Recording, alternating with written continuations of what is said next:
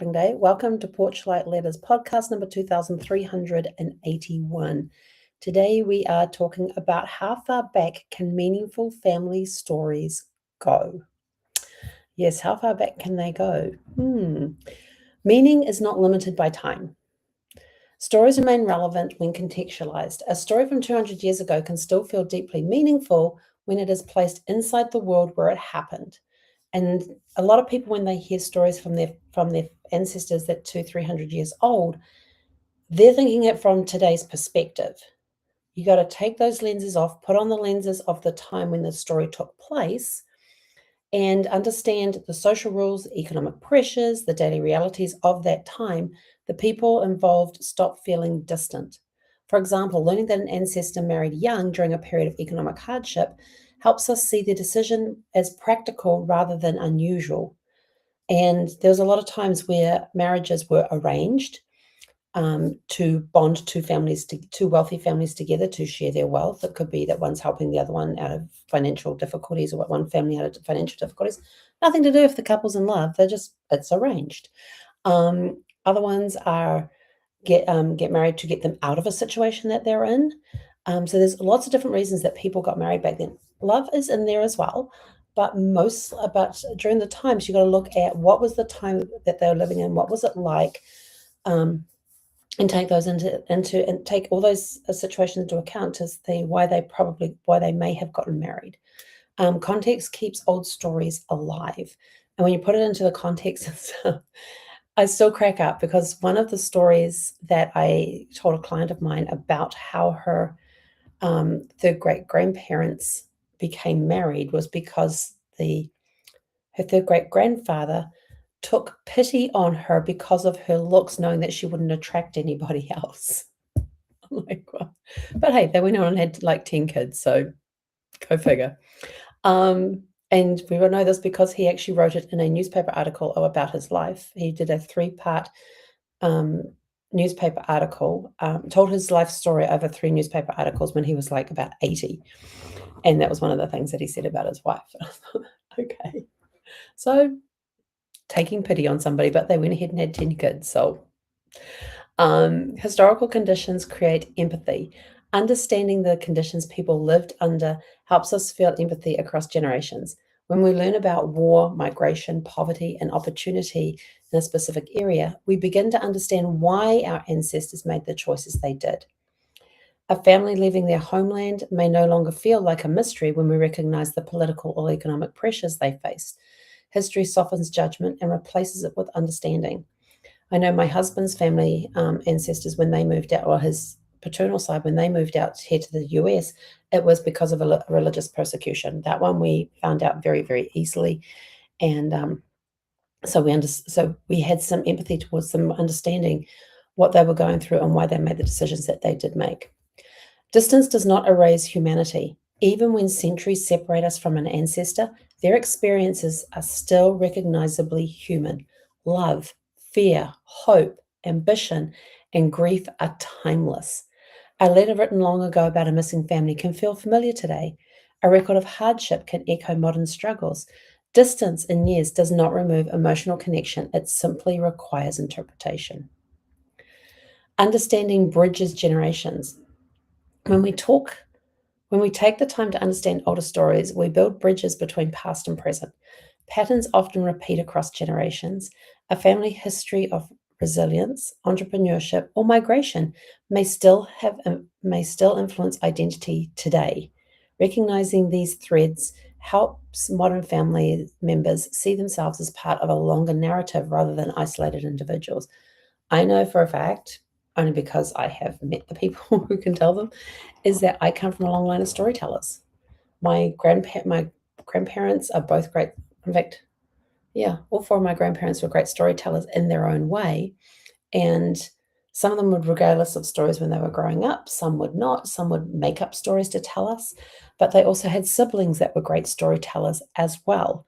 So there's a storyteller trait on both sides of my family that has been passed down. And here I am telling stories, helping people find their stories. So just remember that some of these traits are passed from generation to generation to generation. Why do you have a love of family? You go back in your history and you find that there is people that sacrifice something else to come home and take care of family. There's stories throughout the generations of generation after generation after generation, even with them being a farmer, why were they a farmer?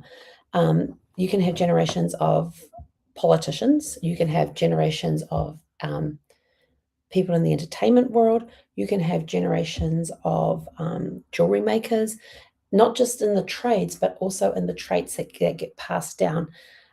So keep an eye out for those. Look for those keys, look for those clues. Context brings old stories forward. Historical context acts like a lens that sharpens blurry images. Sorry. A simple record stating that an ancestor worked in a factory becomes richer when we understand the working conditions, the hours, and the social environment of that industry.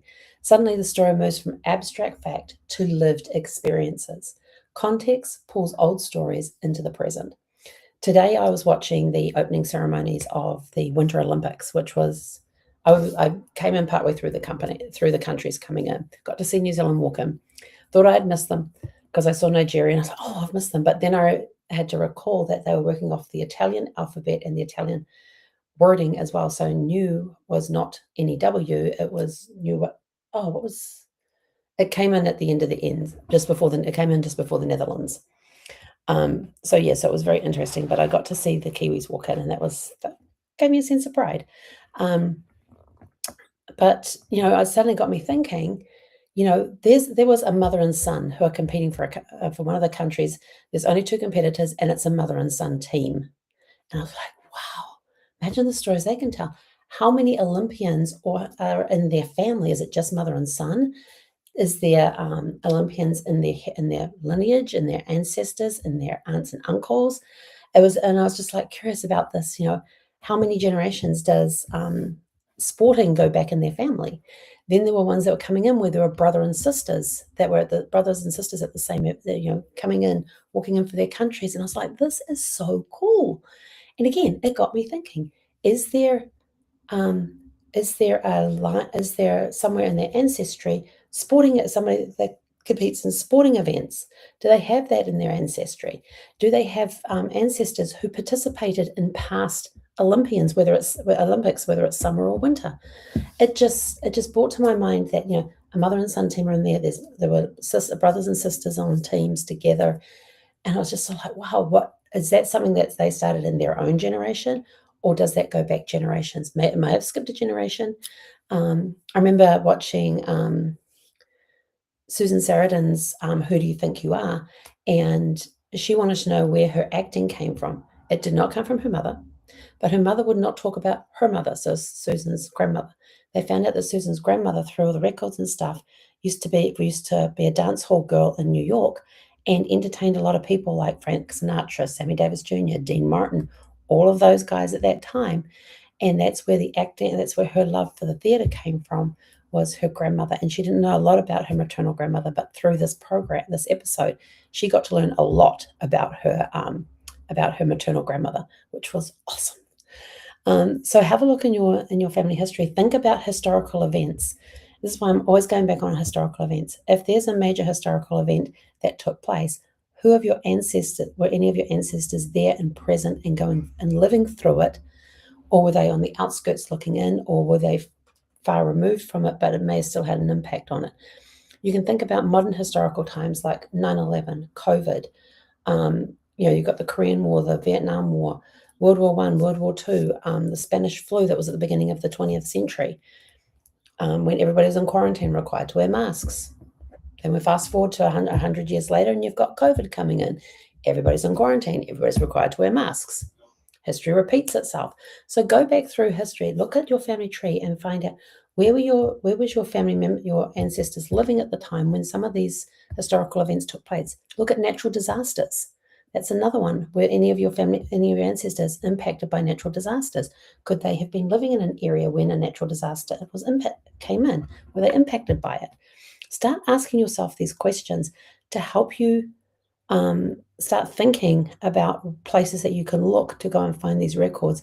Look up these historical events so you get the context of it, and then find out if there's any family story that's might have been impacted by that event. Why does this matter? Older stories still shape family identity. They influence how families see themselves, what they value, and how they understand resilience and belonging. Traits are passed down through generations. Occupations are passed down through generations.